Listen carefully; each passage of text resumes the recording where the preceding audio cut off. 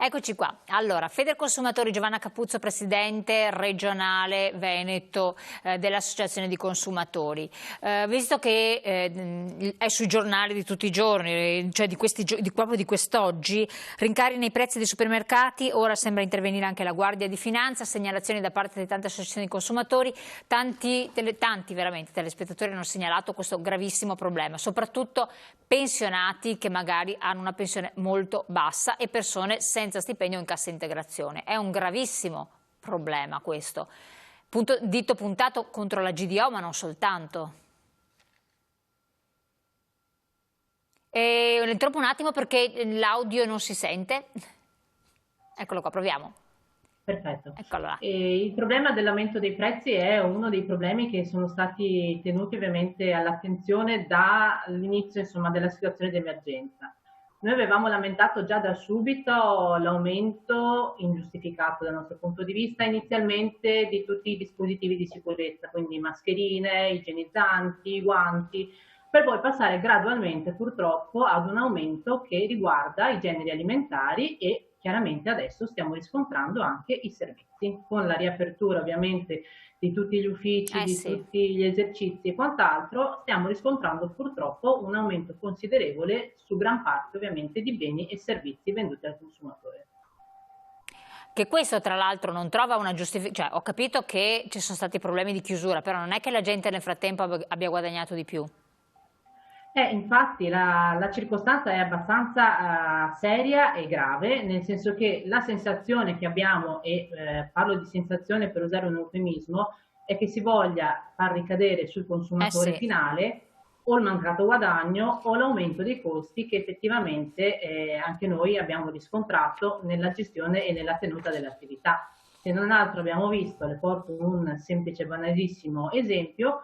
Noi abbiamo avuto la lamentela e la segnalazione di molte persone che, recatisi ovviamente lunedì, per esempio dal parrucchiere, si sono visti addebitati un costo maggiore rispetto all'ordinario di un cosiddetto kit coronavirus, al quale quindi al consumatore venivano imputati i costi per l'acquisto delle mantelline usa e getta, oppure una quota su quanto ovviamente l'esercizio deve accollarsi per provvedere alla sanificazione, l'acquisto comunque di tutti i dispositivi, vengono purtroppo rigettati sul consumatore finale. Assolutamente. Tra l'altro anche a me è stato parecchie persone mi hanno segnalato questo. Alla mia domanda, ma l'avete detto all'operatore? No, assolutamente, non era il caso, eccetera, ma so ormai come arrangiarmi, ci tornerò al prossimo colore, al prossimo taglio, quando sarà necessario, ma non certo più a far la piega con la frequenza di prima.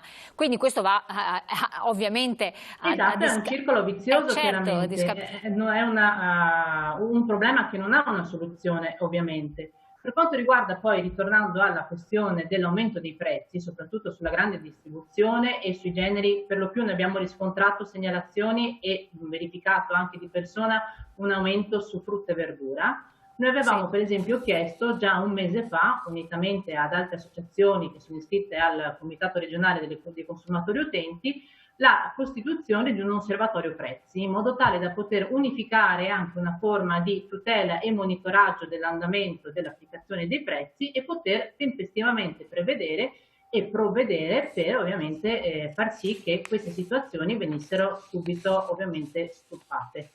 Purtroppo la Regione al momento, chiaramente perché molto probabilmente indaffarata in altro, non ha ritenuto opportuno convocare questo osservatorio.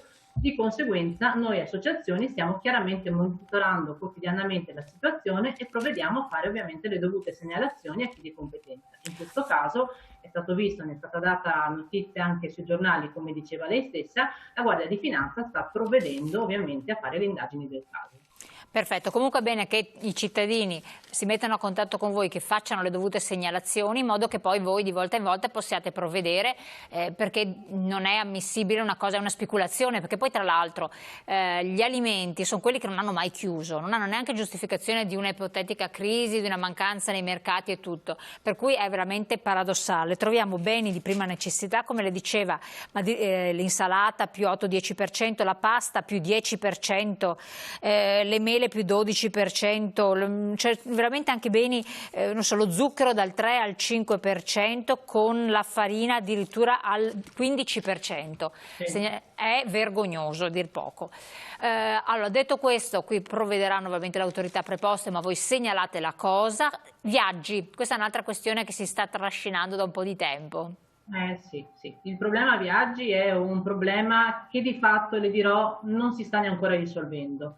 Allora, di fatto possiamo dire che per quanto riguarda i viaggi che dovevano tenersi nel periodo del lockdown, fondamentalmente pare che la situazione sia abbastanza risolta, fermo restando che però rimane ancora da sciogliere il nodo della diciamo, soluzione che il governo aveva trovato relativamente alla possibilità da parte del vettore, del tour operator o dell'agenzia di emettere un voucher da utilizzarsi entro un anno dalla sua emissione a favore del consumatore, diciamo a ristoro di quella vacanza che lui non ha potuto fare, ovviamente non per scelta personale, ma per ovvie conseguenze dettate ovviamente dai provvedimenti che sono stati presi.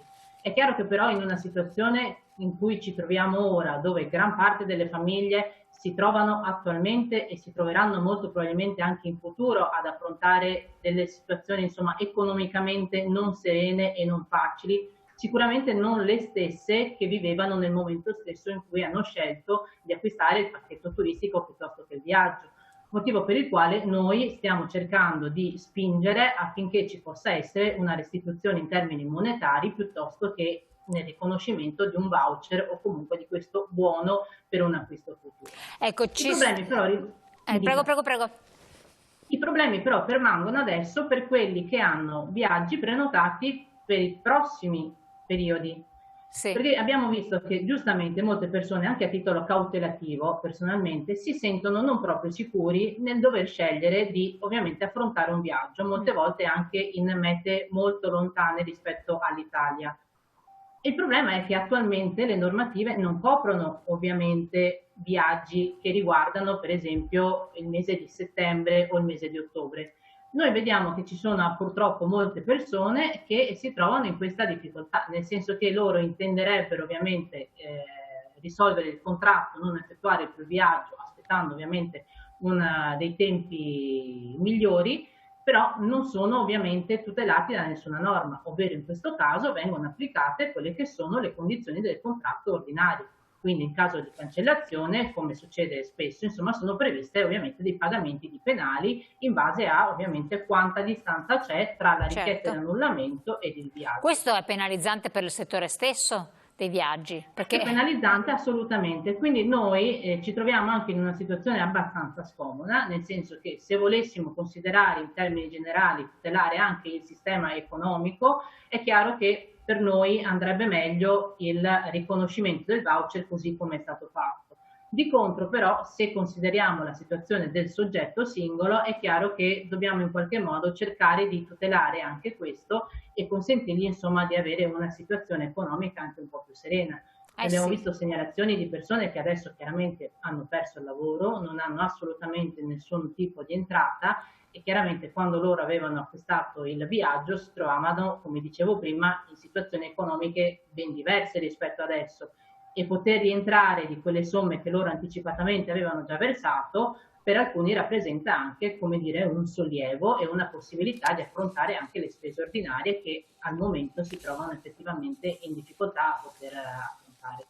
Assolutamente. Quindi a questo punto che cosa consigliate a queste persone? Comunque di rivolgersi all'associazione dei consumatori che può interagire per il tour operator, cioè cosa suggerite? Sì, in ogni caso cercare comunque una forma di mediazione, che sia il singolo stesso a poterla fare o per il tramite di un'associazione, noi o altre associazioni, chiaramente sì. Il problema è che laddove però la controparte non volesse addivenire ad una mediazione, a una conciliazione, è chiaro che purtroppo non ci sono grosse possibilità per far sì che appunto un contratto venga annullato senza che vengano effettivamente applicate le condizioni previste. Aiuto, brutto affare. Per quanto riguarda invece gli abbonamenti, abbiamo gli abbonamenti di palestre, di trasporto pubblico, eccetera. Qual è la situazione? Allora, diciamo che la soluzione a questi problemi, che fino a quando non è stato pubblicato il decreto rilancio erano ovviamente rimasti ancora con un grossissimo punto di domanda, finalmente pare abbiano trovato una soluzione. Allora, per quanto riguarda la questione delle palestre, delle piscine o comunque tutte le forme di abbonamento per servizi, diciamo, del tempo libero e dello sport, quando ci sarà la conversione in legge del decreto rilancio, sarà possibile per l'interessato fare una richiesta di rimborso delle somme relative ovviamente al periodo per il quale non ha potuto usufruire dei servizi della palestra.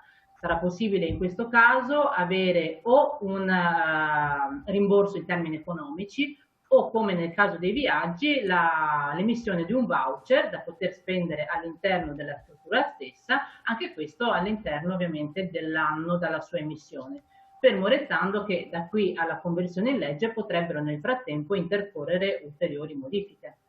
Per quanto riguarda invece anche il trasporto pubblico locale, sarà possibile altrettanto chiedere una forma di ristoro a chi ovviamente ha emesso il titolo di abbonamento, ovviamente presentando il titolo di abbonamento ed un'autocertificazione nella quale si dichiara in quale periodo non si è potuto utilizzare il mezzo, che sia treno, che sia autobus o altre forme insomma di trasporto pubblico, e chiedere di fatto o l'emissione di un voucher oppure il prolungamento della validità dell'abbonamento per il periodo per il quale non è stato possibile utilizzarlo. Sì, perché tra l'altro un mese, 2 mesi non è anzi 2 mesi non è poca cosa. Tra l'altro già adesso sono ancora un po' disincentivato l'utilizzo, perché non è che è una passeggiata entrare in un mezzo un po' pienotto e tutto, dopo che uno è stato in isolamento tanto tempo non gli fa certamente piacere, per cui si cerca di incentivare i mezzi di trasporto privato, bicicletta o quant'altro dove possibile. Un minuto, dopo andiamo in pubblicità. Per quanto riguarda invece le truffe, che genere di truffa avete riscontrato soprattutto? Che poi vanno sempre segnalate e denunciate. Sì, diciamo che la prima truffa eclatante è stata quella di un volantino che è apparso nella zona del Trevigiano di una società che pubblicizzava la scoperta del già primo vaccino contro il coronavirus. Era stato distribuito su varie macchine, venivano date delle indicazioni per prendere contatto con questa società e insomma corrispondere a una cifra anche abbastanza modica, insomma, per avere un vaccino che poteva già risolvere la problematica. Però le altre truffe che noi abbiamo visto sono state quelle che ovviamente hanno fatto molta pressione sul fatto che le persone, soprattutto quelle più vulnerabili, obbligatoriamente, essendo a casa, erano probabilmente più facilmente raggiungibili telefonicamente, e quindi ci sono state molte truffe telefoniche. In caso specifico abbiamo avuto come al solito alcune, diciamo, prassi un po' aggressive da parte di società che erogano energia elettrica piuttosto che gas, che spingevano insomma le persone a fare delle variazioni contrattuali, chiaramente dando delle informative totalmente sbagliate relativamente ovviamente al superamento del mercato tutelato, al fatto che molto probabilmente sarebbe stato prossimo da lì a qualche mese anche la possibilità di rimanere totalmente disalimentati nel caso in cui non si fosse effettuata una scelta nel mercato libero, e vendite anche di prodotti attraverso cataloghi, sempre ovviamente